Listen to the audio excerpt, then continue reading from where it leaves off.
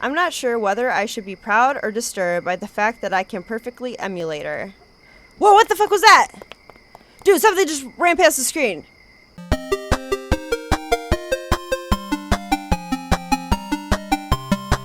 Hey guys, it's Katie and welcome back to Lucid Inciting Incident. In the last episode, we seen that there were disappearances at the academy when we were watching our TV when we were at home. We took a test at school and I did provide the right answers to get that achievement. After school, we went to a cafe and met up with Shigure, and she said that she had a mission for us, so I'm really excited to see what is going to happen next in this episode. So let's continue. I returned to my apartment feeling an unusual kinship with on-call military personnel. At this moment, everything is peaceful and quiet to the point of boredom. But the more I wait, the antsier I get, like a ball of energy is tangled up inside me. I'd almost like to just go and get it over with, but District 6 is huge. There's no way I could find it without at least some general guidelines. I'd be going into the sketchiest area of the city with no backup, no support, no health insurance. Heck, this is probably illegal for Shigure to do. Whatever, it'll be interesting and helpful apparently. Since I have some free time right now, maybe I should... So I guess we're gonna watch Gover Mecher. I kinda wanna do this watch Gover Mecher for this playthrough, and then when I'm done with this, I might go back and show you what the other options look like, so. Yeah. Gover Mecher would be a nice break from today's insanity. I turn off the lights and settle back on my couch, fixing my eyes on the laptop screen. President Gray the music gets me every time. I just start freaking laughing. I can't help it. Okay. President J. Grays is sifting through paperwork on a cardboard desk. Behind him is a blurry backdrop of, is that the White House? If I squint, I can read the caption at the bottom right corner stating, "This background has been blurred due to copyright issues." He sifts through paperwork for a good 5 minutes, maybe more. It's not exciting to say the least. I'm just about to close the video out of boredom when there's a huge crash, and his door explodes with a clearly fake explosion, hailing in a group of 5 women? No, men? Each of them bears an open blazer in some eye-burning neon color and atrocities for skinny jeans hiked up to their hips. And their hair, long and silky to their shoulders, or awkward curls in a crown over their head, or messy waves that fall over their eyes until you wonder how they can see straight. President Graves calmly sets aside his stack of paperwork, folds his hands together, and evaluates the unusual group. "Can I help you, sirs?" The 5 strangers suddenly strike dramatic poses, hands on hips, pointing to nowhere, fake karate stances, even mimicking a teapot. Who are these people? One of them steps forward, shaking his head like he's in a shampoo commercial. Words spew from his lips in rhythmic rap. "We are the group called K-Ox. If you want to live, then you better flee." Cox. Not Cox. K-Ox. I'm the leader. Gosh Minam. Bless you. No, that is my name. Gok Minam, the leader of K-Ox.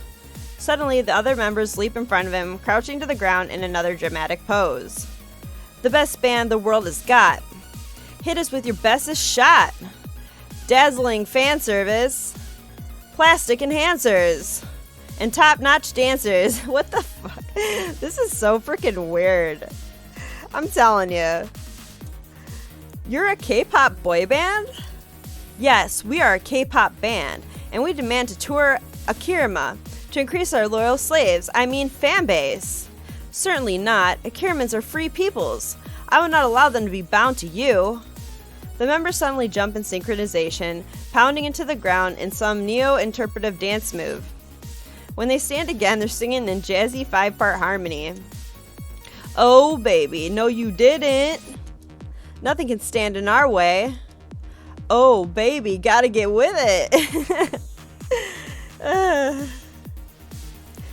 You're in a world of pain. President Graves falls to his knees, clutching his ears in agony. The singing, it's hypnotic. Gover Mecher, mobilize! The backdrop, which has been wavering precariously for a solid 5 minutes, tips over the president's robot bursts onto the scene, revealing a very ordinary-looking backyard. I'm not sure whether to be exasperated or impressed at the fact that none of the actors seem fazed. Oh, you poor, poor fool. I'll take more than that simple tool. Go, fangirls, I choose you! What are we in, frickin' Pokemon here? He flings out his arms, and a huge crowd of preteen girls swarm from off screen, screaming and waving picket signs and surrounding the poor model robot. The robot, now that I get a closer look, it seems like it was built from tin cans, collapses beneath their weight. No! What you gonna do? What you gonna do? What? What you gonna do? What you gonna do? Stop saying what you gonna do, please. Really? The president staggers to his feet, his mouth set in a grimace. Give me liberty or give me death. He reaches into his oversized suit and whips out some awkward contraption that looks like the bastard child of an electric guitar and a shotgun.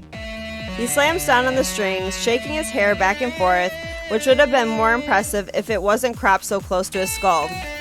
The sound sounds oddly like America's national anthem, if the anthem was hard metal, that is. Oh, I'm not gonna say that. Futter truckin'. What the hell? The members of K-Ox quickly clamp their hands against their ears and raise their voices until they're screaming in 5-part harmony. Your eyes, nose, lips. Your touch that once could touch us. It's hopeless now. They start throwing little containers of, is that eyeliner? At the president, who repels them with the sweep of his guitar. What so proudly we hailed. As the cocks first screaming. Sorry. You'll be proven. Wrong, wronger, wrongest, baby. Dude, I have no freaking clue what's going on right now. President Graves jerks the end of his guitar and a spray of poorly green screen bullet flies towards K-Ox. In one fluid motion, Ganache Meenum reaches into his pocket, uncaps a small container of hair gel, and wraps his hand around his bangs until his hair turns into a spike. With a swing of his head, the bullets bounce harmlessly off of his hair lance. Opa, new hairstyle! President Graves staggers to his knees as the K-Ox members jump in place. No! This is the power of a viral video? With trembling fingers, he taps the electric guitar. Suddenly, Yaiko, in his trusty blonde wig and pink dress, materializes out of nowhere. Haters gonna hate. I'm just gonna shake. Oh my god, Yaiko! He starts spasming like a lunatic, emitting pulses of energy that fling K-Ox into the sky. It looks so realistic that I find myself wondering if it actually happened during filming. No! K-Ox blasting off again! Dude, they're like it's freaking Pokemon with Team Rocket. As they disappear with a convenient twinkle, clearly added in post-production, President Graves pats Yaiko on the shoulder. Good job, Tatter Miffid. Thanks to you, Akirma will sleep in peace. As the ending credits roll, a voice in the background proclaims that any resemblance to persons living or dead is purely coincidental. Yeah, sure. I lounge against the sofa and stare into the ceiling, flipping my phone idly in my hands. I should study, or cook, or clean, or do something productive. It all sounds so painful. I'll just sit here for a moment. Sit here and do nothing. I suck. Yeah. Who's this? I have to remember not to click out of the phone. Okay, let's scroll back up. Can I? Oh, shit. This is the address. I have appended directions that a toddler could follow. Rest in the knowledge that if you miraculously manage to lose your way, you will possess an intellect inferior to a toddler, or perhaps that is already the case. Should I just go now? It's not like I have anything better to do. And setting up early might give me some crucial information or something. Who knows? I throw on a jacket before I stride out the door, the cold night air cutting into my face. This part of Izumo is much... I'm gonna save real quick, actually. Save. Okay. I don't know what's gonna happen here. This is so creepy! This part of Izumo is a much less friendly one, especially at this hour of night. When you don't look, shadows that shift, lights that gleam, smiles that shine somewhere in the darkness. When you do, only stillness, as if nothing odd is happening. Shady lights, dubious advertisements, a smattering of very unfriendly folk on every street corner. I should have just stayed home. Then I could have studied. Or, well, wasted more time, I guess. Anything is preferable to being murdered in the district with the highest crime rate. Thanks a lot, Shigure. Consider it my contribution to the furtherance of society. Gee, you're really comforting. If you are in quest of comfort, I suggest you procure a plush creature of some kind, child. I'm not sure whether I should be proud or disturbed by the fact that I can perfectly emulate her. Whoa, what the fuck was that? Dude, something just ran past the screen. What the? I catch the light syncopation of tidy footsteps, and despite every instinct railing against me, follow them around the corner. No one is in this area of Izuma and I. Dude, I'm freaked out. Help! I am freaking out. No one except the Yakuza, a crazy murderer, or maybe a different criminal? The question is, why am I willingly tailing someone who could kill me as easily as they could break a toothpick? I really need to reevaluate my life priorities. Oh shit! What the fuck, girl? What the fuck? Dude, I don't know. Who are you? Yeah! I wildly staggered to my feet, ready to meet the attacker with... Wait. To say the least, the girl... Dude, she's just a little girl. I was scared of a freaking little girl here. To say the least, the girl before me is definitely not a threat. She's almost 2 heads shorter than me, small and skinny, with large, blank eyes fixed on my own. Her pale skin, pointed chin, and unbending posture reminded me of a fragile doll. Furthermore, she's an academy student. What would someone like her be doing at this time of night? Sorry. I extend a hand to her. No. Her voice is light, wispy, like the word was pulled out of her mouth rather than spoken out of her own violation. What?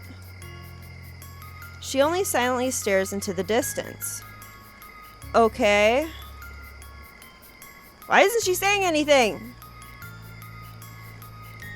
Why isn't she saying anything? The more I examine her, the more mysterious this girl becomes. She appears dainty, thin frame, lacy hair accessories, full cheeks with big doe eyes and tiny feet. But her voice is monotone. Her words are few, her gaze is dead, and she's walking fearlessly around the part of Izumo where no girl should go alone. Are you lost? No. Even her reactions are unusual. For once, I have no idea what could possibly be going on in her head. This isn't really a safe area. Yet, you're here. 3 words, the most she's spoken thus far. I'm not as weak, frail. She might consider that insulting. Tired as you. Oh, she has a little cute pose. She's like, You crashed into me. I didn't. What? You crashed into me. She states this flatly, as if it's the absolute truth and no other alternative is acceptable. Right. It dawns on me that her complete lack of fear in this district of the city should be suspicious. She's tiny. Shouldn't she be terrified? Are you heading back to school? No. Well, I was going to offer to escort her, but... Then where are you going? Are you going anywhere? It's like speaking to a brick wall. Do you need any help? She completely ignores my hand as she glides to her feet, idly brushing her skirt. Really, what is going on? That's what I'm saying, Yama. Jeez. I'll take that as a no. She glances around, not secretively, not even worriedly, almost mechanically. Then without a word, she walks away, disappearing back around the corner. That was strange. Although I'm not sure the word strange can even quantify just how utterly strange that encounter was. Regardless, she's gone, and I've got my own business to see to. Despite this calm line of thought, I'm still shaken as I head to the location Shigure has denoted on the map. Somewhere. I must have taken a wrong turn. I tried to follow her directions to the letter, but there's nothing in sight.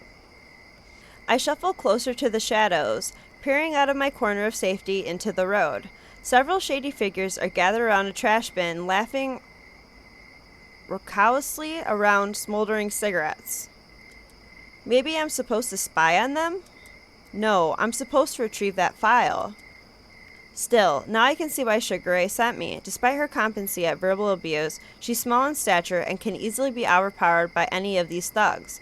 Moreover, she doesn't seem licensed to carry a gun. So, of course she decides to send a defenseless high school student in her stead. I creep around the side of the building, double-checking my phone. Yep, right here. Give or take a couple feet. I scan my surroundings, but there's so much litter that I can't see anything particularly significant.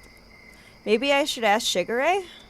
No, this is my assignment. I need to do this on my own. I absently run my hands over the brick wall behind me as if it'll keep me grounded. My fingers brush over something smooth? Wait a minute. I turn to examine the offending spot. A folded piece of paper is shoved between the cracks of the wall. Judging how fresh it looks, it must have been put there just recently. Hesitantly, I extract it and skim over the words. Okay, we're gonna save. I don't know what this is. Congratulations, Ishiyama. You are not a toddler. My subordinate sent me these instructions to reach the file. A ping-pong ball falls down a very narrow pipe that is fixed to the ground. All you have is your ping-pong paddle, shoelaces, and a water bottle.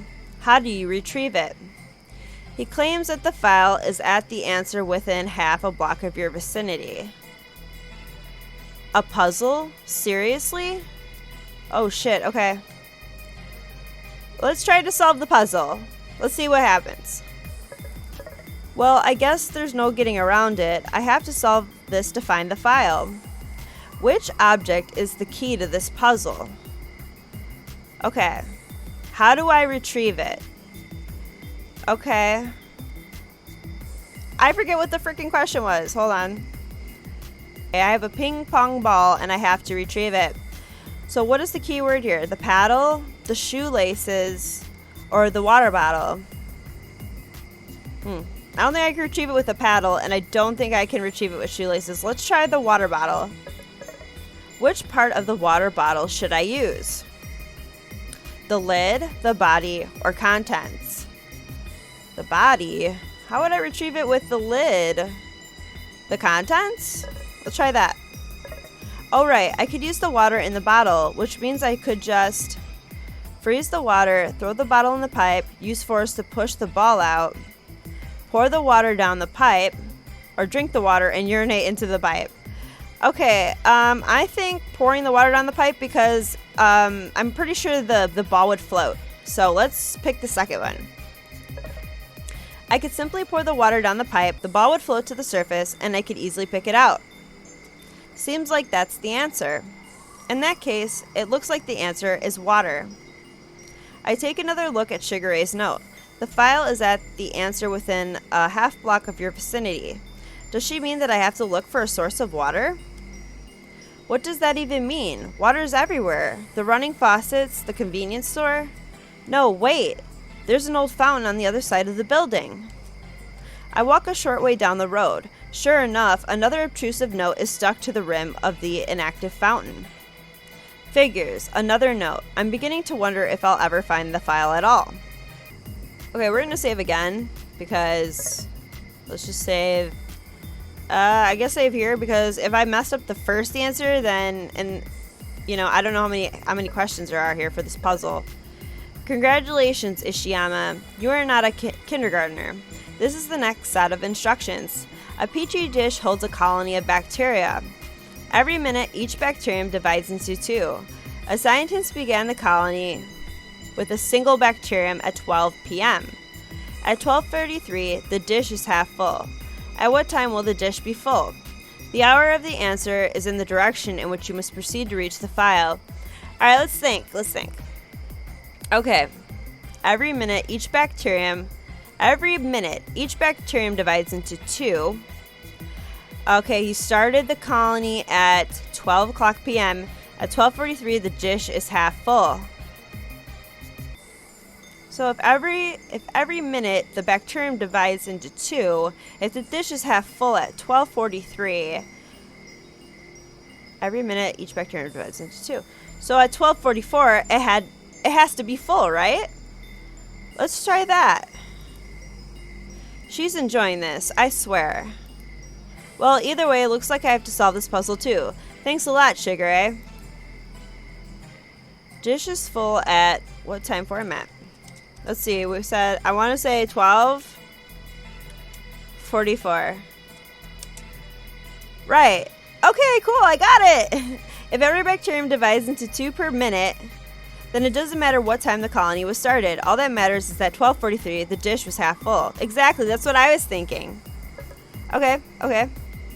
Therefore, at 12:44, the dish would be completely full. So that was a completely useless puzzle that basically just told me to go forward. I walked down the road, keeping my eyes out for another slip of paper. And as I expected, there's another note jammed conspicuously between the crevices of 2 buildings. My question is, why did Shigure go through all this trouble? In order to get these notes in the first place, she'd have to come here, which utterly defeats the purpose of sending me. Well, whatever, it looks like there's another puzzle to solve. Congratulations, Ishiyama, you are not a 5th grader. This is the 3rd and penultimate state of instructions. How can you throw a ball as hard as you can, not bounce it off anything, and still have it returned to you? The answer is in the direction in which you must proceed to reach the file. Alright, okay. You have to throw a ball but not bounce it off of anything, and it has to still return to me. Let's see what the choices are. I'm not going to complain to Shigure. Yama! We came here, we're confident, right? Solve the puzzle. There's no getting around it, I just have to solve another puzzle. What do I need to change in order to have the ball come back to me without bouncing it off of anything? Let's see. Ball substance, atmosphere, or direction. Ooh. Okay, well, it's not atmosphere because that's like your environment. Let's do direction. Right, I can't bounce it off anything and I can't change the circumstances, which means I have to change direction. The question is, what direction? Back, forward, down, or up. Well, if I throw it back or forward or down, it would hit something and it has to not bounce off anything. So I'm pretty sure the answer is up. Oh, right. Gravity's still in effect. I just have to throw the ball upward in order to have it returned to me. So the answer is up. And the note says I have to go in that direction to reach the file.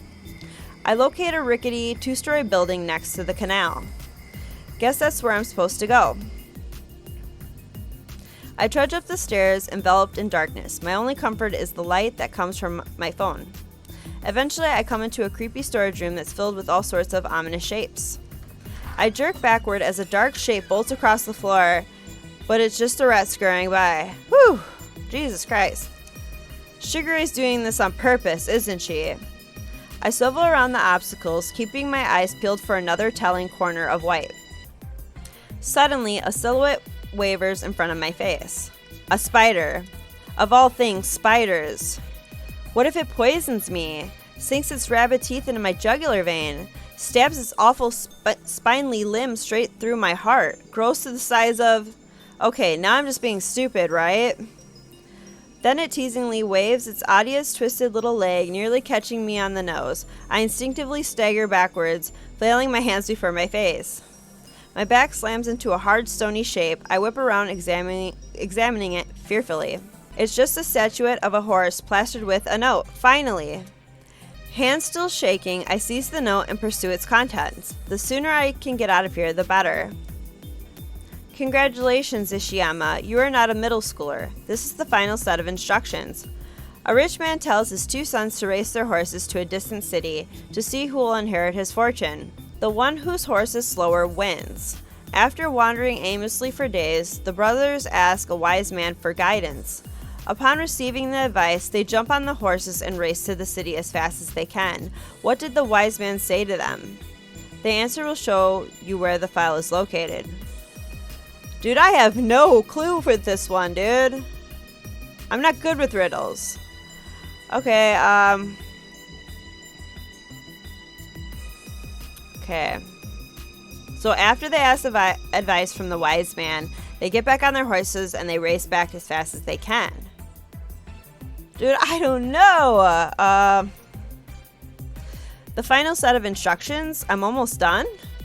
I actually feel somewhat disappointed. Despite my complaining and the spiders, I've actually enjoyed these challenges. At any rate, I guess I'd better solve this puzzle and find the file. What could the wise men have said? I don't know.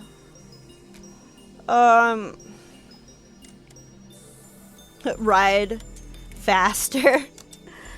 No, that doesn't sound great, right? I might have to look this one up, you guys. I really have no clue. Alright, let's look it up real quick. We're just gonna put in Lucid 9 mission and District 6 answers. Because I don't want to see the achievements. Because I actually want to try to solve them on my own. Okay, so this is like totally ridiculous. Like I don't know how anyone could know the answer to this question. The answer is to switch or swap horses. So let's put in switch. Oops. Horses. Right. If they switch horses, then they would have to race in order to win. How does that make sense? I don't understand that riddle at all. So the answer is to change horses? There must be another horse around here. I glanced around for another equine statuette, flitching away from the multitudes of cobwebs spun around the corners. Thankfully, I spot one just a few feet away. Sure enough, there's a simple cream envelope slipped between its base. Could it actually be the file? Congratulations, Ishiyama. You may be slightly more capable than your worthless peers. There is no file. This was simply a test, and you passed. You may congratulate yourself, although frankly, it was such an easy test that there really is nothing worth congratulating. Take a picture of this note and send it to me as proof of your passable competence. That was just so ridiculous. Like, why did we do all this? Why couldn't she just test us, like, in another way? I don't know. It's alright, though. Is she serious? Everything was fabricated? I almost can't believe it. But at the third note, I guess a small part of me was expecting this turn of events. Did I get an achievement for that? Hold on. Oh, I did get the achievement. Shit. Damn it. So the answer to get that achievement, I'm going to reread it to you guys so you guys know which answers to pick to get this achievement. Is called Riddle Me This, and it's to pick solve the puzzle, the water bottle, contents, pour the water down the pipe, 1244, solve the puzzle, direction, up, and switch horses. So that will give you the achievement Riddle Me This. So let's continue. I almost can't believe it, but at the third note, I guess a small part of me was expecting this turn of events. Still, did she plant all of those notes on her own? Was that why the investigation was supposed to take place at night, so that she could have time to prepare everything? It's almost inconceivable, but it seems like the most likely option, and in all honesty, it's hardly beyond what I could imagine Shigure to do. Sighing, I pocket the note and carefully pick my way down the stairs and into the street, steering clear of any corners or dark edges the best I can.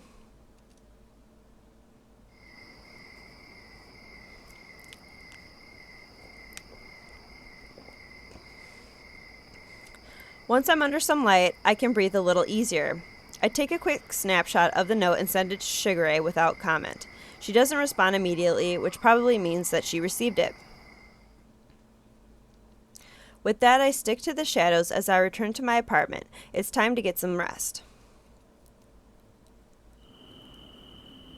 What the hell? Why are we here? Oh no, okay. Okay. The evening welcomes me with frosted arms as I stride into my beloved glade, my lovely burden slung over my shoulders. The sky is clear tonight, bitter, vacant, a spiraling abyss in a sea of strangled light. I take a moment to admire it as the familiar vegetation is crushed beneath my soles. Nothing constrains me. No incompetent bureaucracies, no iron gates, no suffocating schedules, not at this hour, not at my hour. What the hell? I dump my burden upon the ground, watching as she lolls away, still in the haze of beauty sleep. Innocent, peaceful, dreadful. I ready my knife, taking my earnest vigil at his side. When the princess awakens, her guardian will be eagerly waiting. Ugh. Oh? Well, that was terribly quick. I stoop next to my burden as she jerks upright, eyes rolling in panic. Good morning, sweetie. Where am... Her voice trails into indistinguishable croaks as her wide, pale eyes fix on me. I spare a chuckle. What? Expecting someone else? How did I get here? How else? I settle for a moment, allowing her to take in her surroundings, allowing her to see how dire her situation is. What fun is it without a tinge of panic? Please don't hurt me. Please. What makes you think I would hurt you? So, you'll let me leave? I casually lift my serrated weapon, allowing it to catch the moonlight at just the right angle. Now, why would I do that? I advance towards her, slowly. She ekes away, pulling her weight by her hands, but she is too tremulous to even attempt to run. A little dull, but vermin are vermin. Please, I have a mom, a dad, a boyfriend. I want to study. I want to grow up. Usually it's cute when they beg, but this girl is bothering me. Well, I want to have a little carving practice, so what shall we do? Carving practice? Imbecile, my fingers twitch with impatience. Yes, carving practice, and I best get started. Oh my god. Poor girl, what the heck? I savored my moments with her, leisurely, meticulously. She tried to waste my time. I ought to return the favor. I finish all too quickly. The screams die in my ears as fading echoes of stilted crimson plummet from the edge of my blade. The beautiful mess scattered across the ground is a sight for sore eyes. I take a moment to savor it, my canvas, my masterpiece, the heart of my soul and the soul of my heart. If only it could have lasted a little while longer. Finished? A shadow slips from behind the trees, plodding unceremoniously on top of my finished work. So yeah, there's like two people that are, one is getting victims and one's doing the killing. I'm pretty sure. So watch your steps. You're just desecrating my chef d'oeuvre. The figure only stands in silence, waiting for my reply. I attempt a different line of questioning. Where are the others? Elsewhere. What others? So I gathered. Are they coming? No. So who shall pick up my toys? I gesture to the artwork beneath the figure's feet. It doesn't budge. Me. You? Yes. By yourself? Yes. Call for the others. No. Why not? Leave if you are finished. It is certainly a one-sided balance of power. I can't do nothing but acquiescence. I'm finished. I step away, but as the figure approaches my canvas, I swoop in, sliding my knife against its neck. Don't be so proud of yourself. The moment you are no use to me, I shall have my way with you.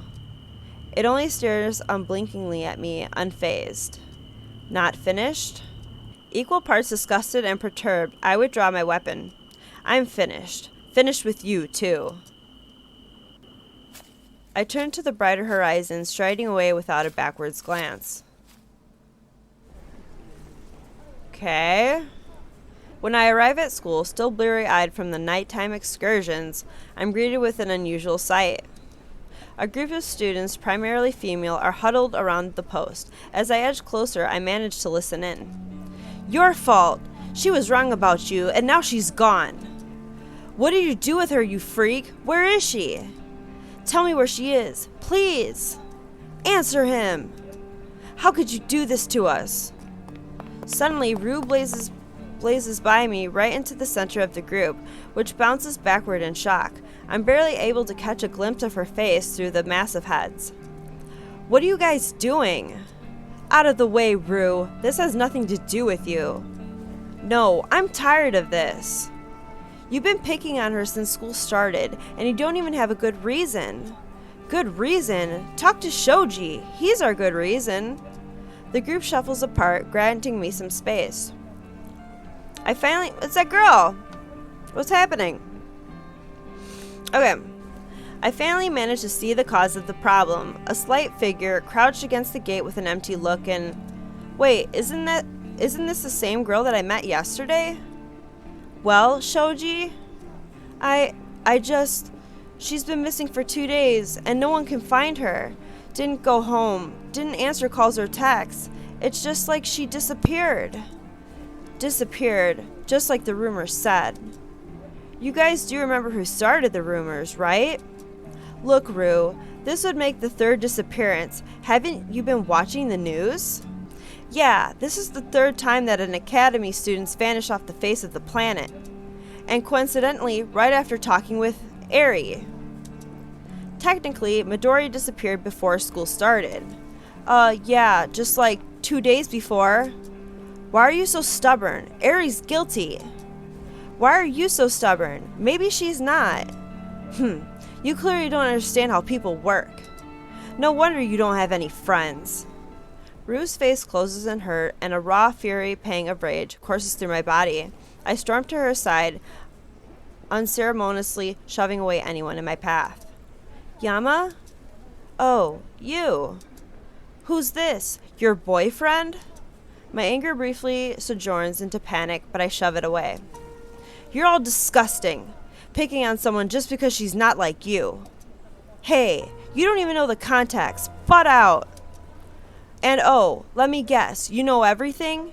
You know for certain that Airi, has anything to do with these disappearances? Twice is a coincidence, thrice is a pattern. A pattern for narrow-sighted people who don't take in any other factors.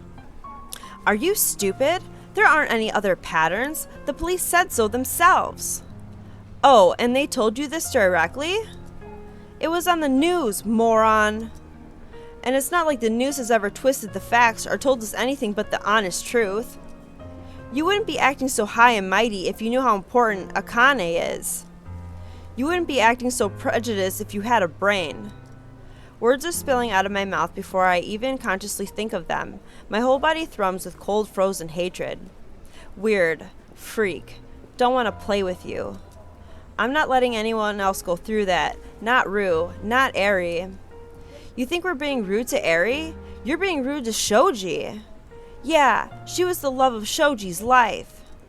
Because everyone knows that every high school relationship lasts forever, he'll probably get over her in a week or two. Oh, that's pretty mean, Yama. I wouldn't say something like that. No. A deadly silence descends on the group. Rue pinches my sleeve, her expression unusually troubled. That went a bit too far, Yama. I only clench my jaw and lock my eyes with the boy called Shoji. His face blinks from panic to nothingness in less than a second. A chilled silence falls over the entrance. You... He staggers forward, raising a tremulous hand. You bastard! His fingers pull into a fist, and before I can blink, his hand is soaring straight at me. A shadow blurs in front of me, swiping at Shoji's arm. Shoji tumbles to the ground, as if being thrown by an unknown force. The moment is held on pause, broken only by the frantic whispers of the gathering crowd around us. Shoji jerkily pushes himself to his feet, his footing loose from fury. Airi idly steps in front of me, arms hanging limply by her sides. Her expression is passive, but something about it gives Shoji pause. Hey, what's going on over here? Mr. Ryota pushes the throng of students apart, books hiked under one arm. All the students start to babble at once.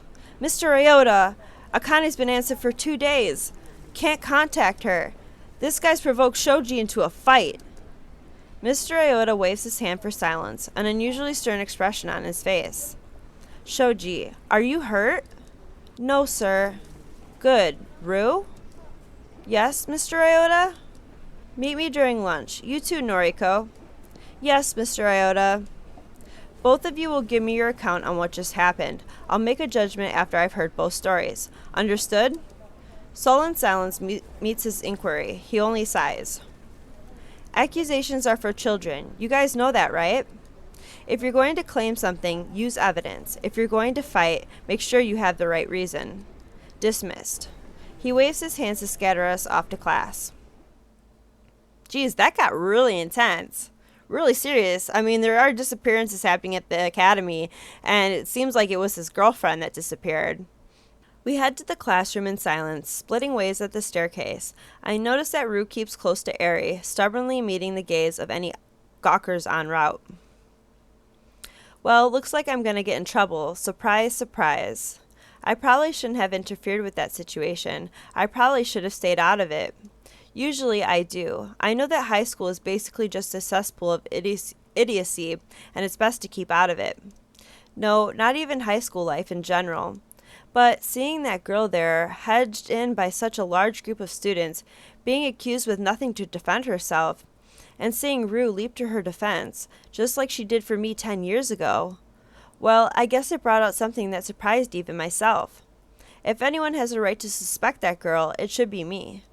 First I met her walking alone in District 6, acting like some creepy mechanical doll, and then I learned that her reputation at school is sketchy at best.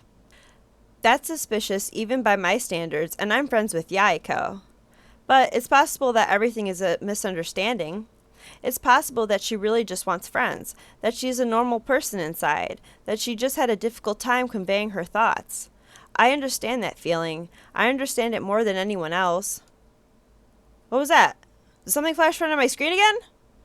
Ahem. I shake myself out of my thoughts and take in my surroundings. Looks like some of the morning classes have passed. Yeah, I totally wasn't paying attention. In front of me, 3 girls with hair and makeup, arranged just like Elizabeth Stan with very indignant superior expressions. I quickly recognized them as the most avid members in her fan club. Hey loser, we have something to say to you. Lucky me. They ignore me, crossing their arms in uncanny unison. We heard that you're giving Elizabeth a hard time. I glance at Elizabeth, whose eyes are wide with panic. Interesting. Looks like she has no hand in this development. Then where did they get their information from? You better stop before we make you. Elizabeth deserves better. Idiots. I only snort and turn back to my homework. Hey, look at us. No thanks. I don't feel like vomiting, I think, but manage to keep my mouth shut. Thoroughly exasperated of these girls, I nod my head at Elizabeth and raise my eyebrow in warning. Her face pales slightly and she slides over to my desk, smiling faintly at the 3 girls. Hello. Oh, Elizabeth. This guy's been bothering you for a while, right? Elizabeth opens her mouth, clearly intent on agreeing with the girl, but I shake my head ever so slightly. She grits her teeth together, but somehow manages to keep her smile intact. Thanks for your concern, but it's really fine. The girls blink in clear surprise. Oh, are you sure? Weren't you just saying the other day? Saying what? I don't know what you're saying. Ha ha ha. She sends an uneasy glance at me. I only smile innocently. This really shouldn't be fun, but it is, remarkably so. I thought Yama was bothering... No, it was, a misunderstanding. Oh, alright. They nod slightly at me, like that's an adequate apology. We're keeping an eye on you. Don't mess with Elizabeth. Then they strut out of the classroom, their footsteps in perfect unison. I turn to Elizabeth. She grips the edge of her seat until her knuckles turn white. I really can't believe you. You're enjoying this, aren't you? Despicable. She turns away from me in a huff. Excuse me? I'm not even the one who started it all. Heck, she's the one who is constantly picking a fight. It's always been that way. Whatever, this isn't even worth thinking about. I turn my attention back to the front of the classroom as break comes to an end. The rest of the morning class is slugged by uneventfully. This time, Elizabeth is clearly sulking. Mizaki is just as focused as ever. And by focused, I really mean that she's on her phone the entire period. When lunchtime comes, I tap Yaiko on the shoulder as I grab my backpack. Hey, lunch? Huh, what? Lunch, cafeteria. Oh yeah, sure, right, cafeteria. Something wrong? Nope, absolutely nothing wrong. I was just thinking, it'd be nice to have a couple more minions. Isn't that what your club is for? Club? The blank look on his face is foreign to me. I slap him on the back. A club that will take over the universe? Your, minions. Clearly I'm really bad at this. Whoa. Huh? It's lunchtime. When was it? Did I time travel? Yiko! A quick sigh of relief passes my lips before I'm able to spot it. Seems like Yaiko's back to normal. Yeah, it's 418 AD. You've been asleep for 2,000 years. I have? I don't feel that rested. Well, we kept you in Cyrofreeze during a light stage of your sleep cycle rather than REM. You mean I was scammed on 2,000 years of deep sleep? On the contrary, you were saved from 2,000 years of homework. Oh, I guess you're right. I wonder when he'll realize that I'm not supposed to be alive. Well, super realistic hologram Yama, shall we go grab some lunch? Do you guys still eat that kind of thing? Or you could make a totally ridiculous yet somehow plausible assumption. Indeed we do. Then what are we waiting for? I want to see what kind of cuisine has developed after 2,000 years. Thoroughly re-energized, he skips out of the door. I'm just about to follow, but I feel a sudden tap on my elbow. Yama Ishimoto? Why is the music so creepy all of a sudden? It's the girl from that cafe. Natsuki, was it? I glance at Elizabeth. She's in the middle of some fluffy small talk with her groupies and intentionally keeping her back to me. Lizzie's over there. I'm aware of that. She isn't the one of whom I wish to speak. What do you want? I have a simple question for you. As far as I can tell, nothing simple when it comes to this girl. Have you ever felt like two people are fighting for your body? What? Dude, I do not like this girl. She gives me the creeps, man. Seriously. What? More specifically, fighting for control over your body. Like mind control? No, more like two different entities in simultaneous residence, resulting in widely different actions or process of thought. A chill runs up my spine. I think it'd be fairly obvious if I'm going through something like that. Well, you may or may not have any recollection of the other entity. Something about her mysterious smile sets me on edge. And what's with the sudden questions? Psychology paper. We're studying dissociative identity disorder. Which is, colloquially, is known as multiple personality disorder. I would say you should know of it already, but perhaps your alter ego surfaces during psychology class. She's saying I have like split personality or something? I clench my jaw at her obvious accusations, searching to find an answer in her face. I find none. So, do I look like the kind of person who has multiple personality disorder? Do you still want to know the answer to that question? Look, I gotta go. I'm sorry.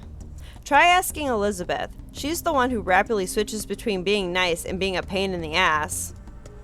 She only nods and smiles, but I sense her eyes boring through the back of my head as I slip out of the classroom. Get out of there! She's creepy! I attempt to shake off the encounter as I head to the cafeteria, but Natsuki's words linger in the back of my mind.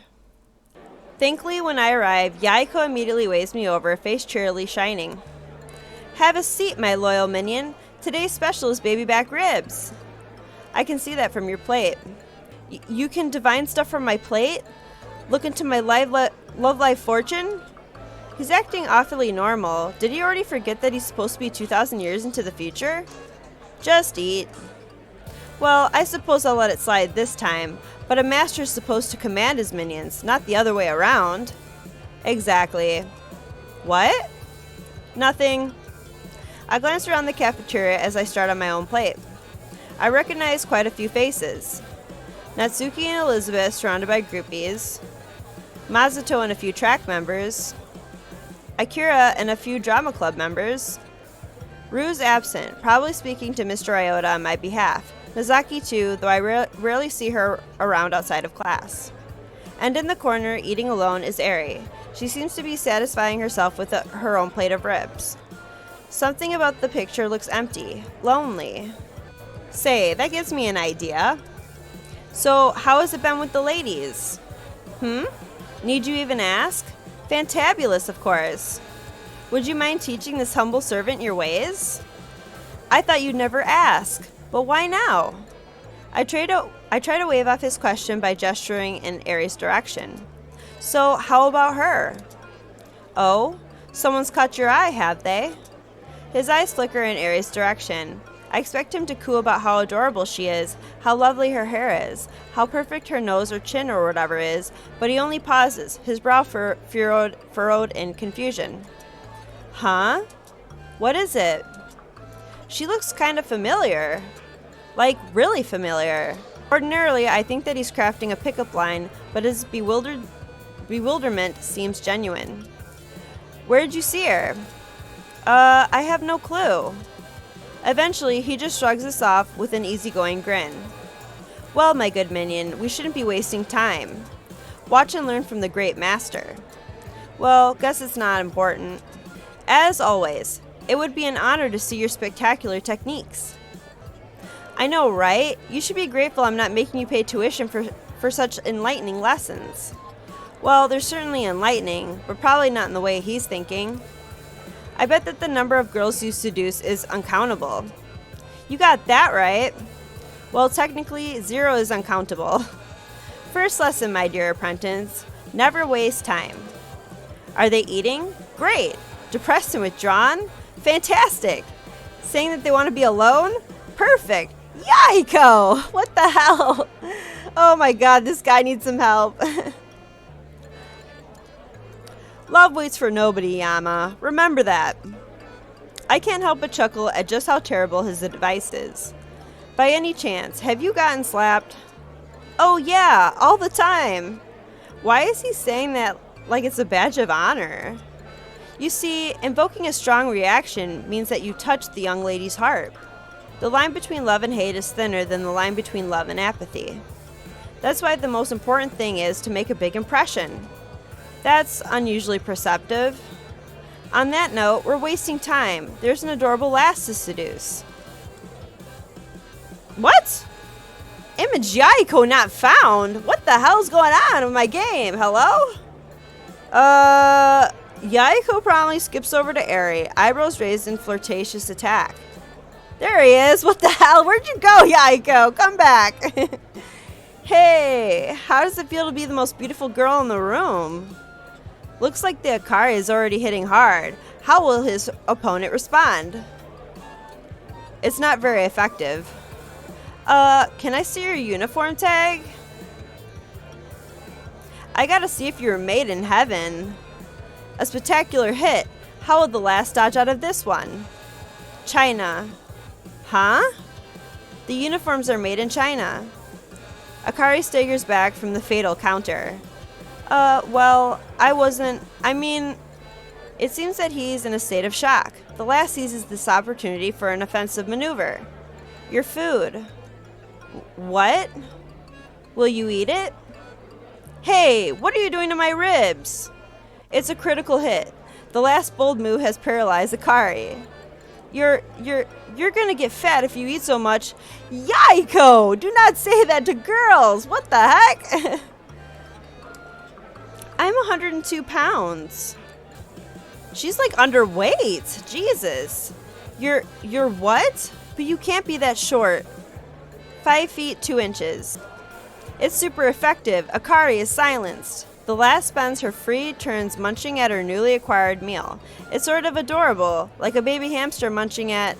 But anyway, back to the match. Akari studies the lass for a moment, no doubt attempting to analyze any potential weak points. This girl's a tough one.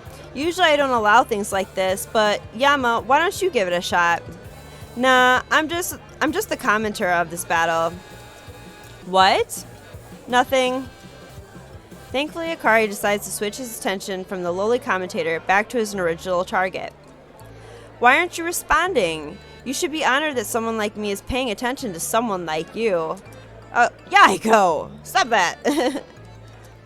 Don't tell me. You don't swing that way. I'm straight. A clean hit at his vital points. It's looking bad for Akari. Then why? The lass merely finishes up Akari's ribs and moves on to her own. Are you a witch who took some weird potion to resist me? Why aren't you unaffected by my charms? Akari has gone berserk. He's attempting Wild Haymaker. Stop ignoring me! Ugh, forget it. You're just like the other commoners. You don't deserve being seduced by a superior being like me. Answer me when I'm talking to you! My meat is getting cold. What an amazing display of indirect trash talking. The lass has placed Akari below some humble baby back ribs. You! Akari heard himself in his confusion. Meanie, bully, I'll have my revenge. I tell you, revenge! And Akari exits the ring, automatic forfeit. Instant KO! Nothing. As Airi finishes up the meat on her plate, I settle into the chair next to her. It's hard to tell from the stoic expression on her face, but she seems a little happier than a few moments ago. Do you want my ribs? Didn't you eat them all? I did. Then why did you offer? Then why are you here? At the very least, she's more open than when I met her yesterday. I'm sitting. Sitting is nice. Her expression doesn't even budge. Sitting makes the whole world go round. And sitting is good for you. It's bad for you. Her sudden response catches me off guard. What? Well, at least she's talking to me. That's the start. How can sitting be bad for you? Higher risk in obesity, high cholesterol, lower back pain, cardiovascular disease, and type 2 diabetes. She says this so monotonously that I can't tell whether she's joking or deathly serious. But sitting doesn't cause that, right? Airi evaluates me for a moment, but only returns to her food without a word. I'm searching for a different topic to discuss when she abruptly speaks again. What's your name? Yama Yoshimoto. You're not going to comment on it? You know, it is an unusual name. Not like La Rouge Lamparade. La Rouge Lamparade? As in from Code Geass? You know it? Vaguely. It's a fairly popular series among young adults, but I'm surprised that someone like her would know about it. Well, next to La Rouge Lamparade, there can't be many strange names.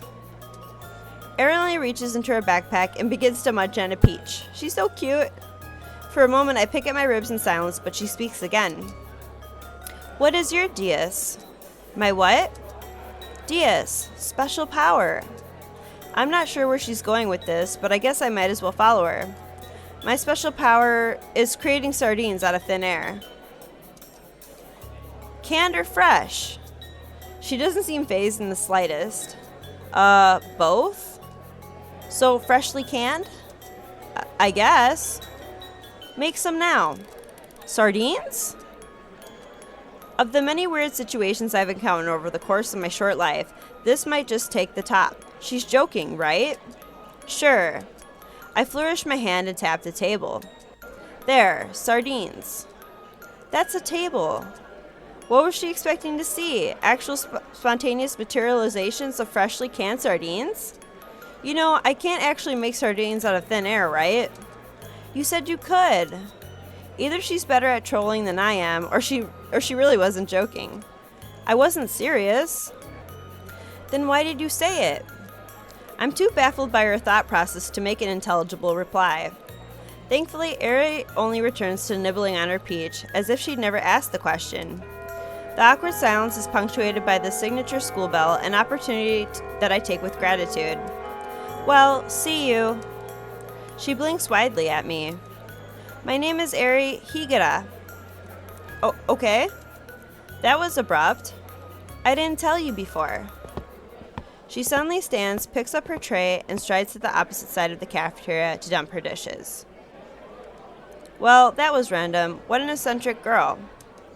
Unless by telling me her name, she was trying to say that she trusted me, or that she'd like to become friends. Maybe she has some kind of mental disability that inhibits her social functions. She's offbeat, but interesting. I can see why she became the scapegoat. It's likely that the other students are scared by her unorthodox behavior. Just because she's different, she becomes the bad guy. Alright, guys, I'm going to end this episode right here. Remember to share the content, leave a like, let me know what you guys thought down in the comments, and remember to subscribe and hit the bell button so you know when I upload the next episode of Lucid 9 Inciting Incident. You guys have a great night. Bye.